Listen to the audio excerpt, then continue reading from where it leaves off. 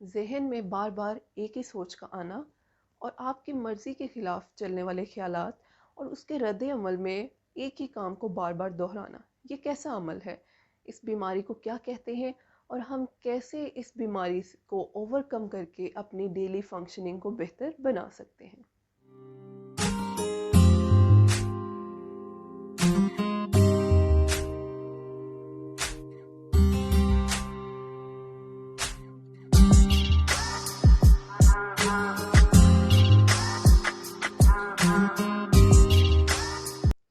अस्सलाम वालेकुम एवरीवन, मैं हूँ मुआफ़िया मलिक, क्लिनिकल साइकोलॉजिस्ट।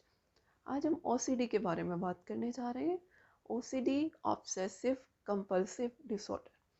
आखिर ये क्या मसला है और इसको हम किस तरह ओवरकम करके अपनी डेली फंक्शनिंग को बेहतर बना सकते हैं। ये वीडियो बहुत ज़्यादा इम्पॉर्टेंट है उन स्टूडेंट्स के लिए जो साइकोलॉजी को पढ़ रहे हैं या उन क्लाइंट्स के लिए जो इनमें से किसी भी सिम्टम का शिकार हैं, तो वो इस वीडियो के ज़रिए जान सकते हैं कि वो अपने मसले को किस तरह हल कर सकते हैं। अगर मैं बात करूं ओसीडी की, तो इसमें दो चीज़ें बहुत ज़्यादा इम्पॉर्टेंट हैं, ओ और सी। ओ कहते हैं ऑब्सेशंस को, जिसको उर्दू में हम वसवसे कहते हैं। वसवसे क्या होते हैं? वसवसे नाखुशगवार सोचें, कोई ऐसे स्पेसिफिक इमेजेस, यादें या तसव्वुरात हैं जो हमारे जहन में बार बार आते हैं और उसके रद्द अमल में हम कंपल्शंस करते हैं, जिन्हें हम अभी डिस्कस करते हैं। अब वसवसे जो हैं वो किस तरह के हो सकते हैं, क्या एग्जांपल्स हैं? अगर मैं आपके साथ शेयर करूं, तो ऑब्सेशन या वसवसों में आ सकता है हमारे जहन में बार बार ऐसे ख्यालात आते हैं गंदगी के बारे में, किसी जरासीम या वायरस के होने का खौफ। ठीक है, उसके साथ साथ हमें ऐसा लगता है कि दरवाजे खुले हैं। ठीक है, दरवाजे खुले हैं, बार बार उन्हें चेक करना।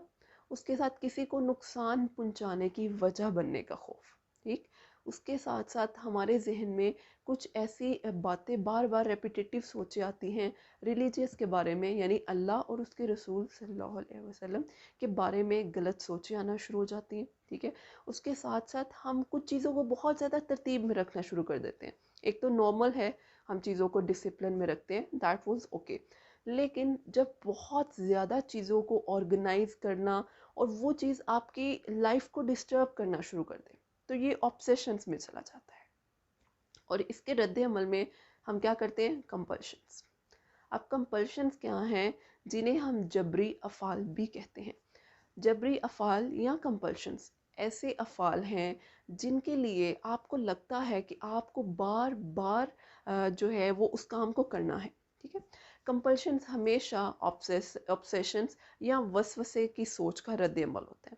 अब आपको एक सोच आई, फॉर एग्जांपल आपको गंदगी के बारे में सोच आई है कि एक स्पेसिफिक घर में जगह है वो गंदी है। अब उसको हाथ लगाओगे या आप उसके पास भी जाते हैं, आपके माइंड में सिर्फ सोच ही आई है, तो आप जाके फ़ौरन अपने हाथ धोना शुरू कर देंगे और बहुत ज़्यादा रेपिटेटिव उस एक्शन को बार बार करेंगे। इसी तरह एक और एग्जांपल, अगर हमारे जहन में एक दफ़ा सोच आ गई है कि पता नहीं बाहर के गेट को ताला लगा है या दरवाज़ा बंद है कि नहीं, तो हम क्या करते हैं? हम बार बार उस चीज़ को चेक करते हैं। हमें हमारा जहन उधर ही होता है, तो हम फिर बार बार उठ के जाएंगे, दरवाज़ा चेक करेंगे, ताले चेक करेंगे कि आया वो काम हुआ है, लगा है या नहीं। तो ये इस तरह की डिफरेंट सोचें होती हैं, तो उन सोचों के नतीजे में हम उन एक्शंस को भी करते हैं। इसके अलावा कुछ कंपल्शंस ऐसे भी हैं, बार बार सफाई का ख्याल रखना। ठीक है, खामोशी से कुछ स्पेसिफिक वर्ड्स को बोलना, कोई मखसूस अल्फाज होते हैं। ठीक है, चीज़ों को एक खास तरतीब में रखना। अब उस तरतीब से ज़रा सी भी चीज़ इधर उधर होगी तो वो प्रॉब्लमेटिक होना शुरू हो जाती है। अब अगर मैं बात करूं इस ओसीडी के, इस जो ऑब्सेशंस हैं, कंपल्शंस हैं, ये दोनों मिल के हमारी मेंटल हेल्थ को बहुत ज़्यादा डिस्टर्ब करती हैं। इसके नतीजे में बहुत से लोग एंजाइटी और बहुत से एग्रेशन, डिफरेंट सिम्टम्स आना शुरू हो जाते हैं।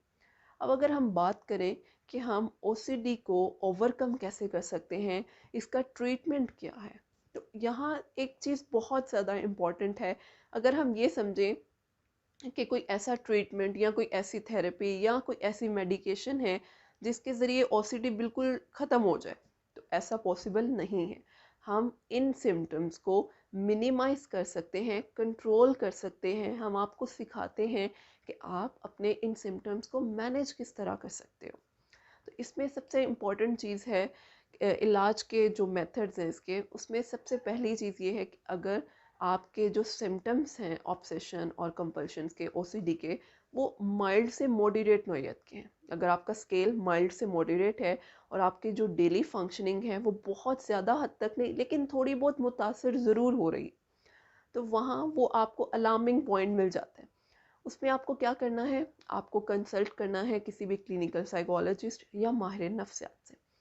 जो माहिर नफ्सियात आपको सीबीटी या किसी भी थेरेपी के ज़रिए आपको सिखाता है कि आपने अपने सिम्टम्स को किस तरह मैनेज करना है, जिसमें हमारे 12 सेशंस होते हैं और हर सेशन में आपको सिखाया जाता है, फर्स्टली आपको रिलैक्स किया जाता है, उसके बाद आपको बताया जाता है, कुछ होमवर्क टास्क दिए जाते हैं जो आप अपने घर में रह के उन टास्क को कंप्लीट करते हैं, जो आपके सिम्टम्स को मैनेज करना सिखाता है कि आप अपनी डेली फंक्शनिंग, अपनी जो सोशल लाइफ है, उसमें किस तरह उन सिम्टम्स के को ओवरकम कर सकते हैं ताकि आपकी ज़िंदगी बेहतर तरीके से गुजर सके।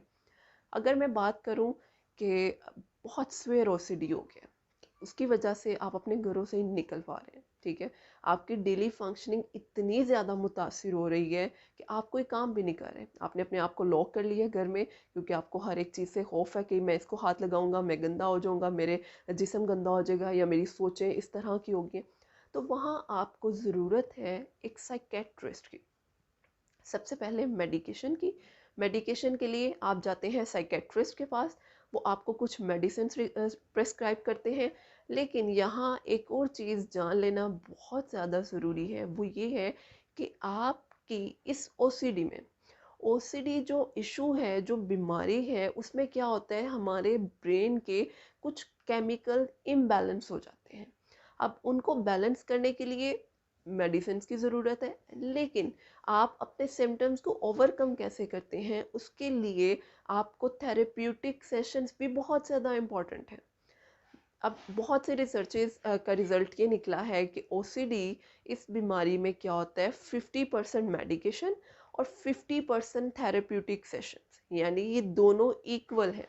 अगर आप मेडिकेशन के ज़रिए सोच रहे हैं कि आप ठीक हो जाएंगे तो ऐसा पॉसिबल नहीं है, वो सिर्फ आपको 50% सही करेगा। और अगर आप सोच रहे हैं कि मैं थेरेपी ले लूँ तो भी आप 50% सही होंगे। तो यहाँ ओसीडी के मामले में आपको दोनों की ज़रूरत है, एक साइकेट्रिस्ट की भी और एक साइकोलॉजिस्ट की भी, ताकि आप अपने जो ब्रेन के केमिकल्स हैं उनको बैलेंस करने के लिए मेडिकेशन लें और अपनी डेली फंक्शनिंग को बेहतर करने के लिए थेरेप्यूटिक सेशन से। मैं उम्मीद करती हूँ आपको ओसीडी के बारे में बहुत अच्छे तरीके से समझ आ गई होगी। अगर कोई ऐसा पॉइंट जो रह गया है जो आपको समझ नहीं आ रहा तो आप कमेंट सेक्शन में मुझसे पूछ सकते हैं। Thank you so much.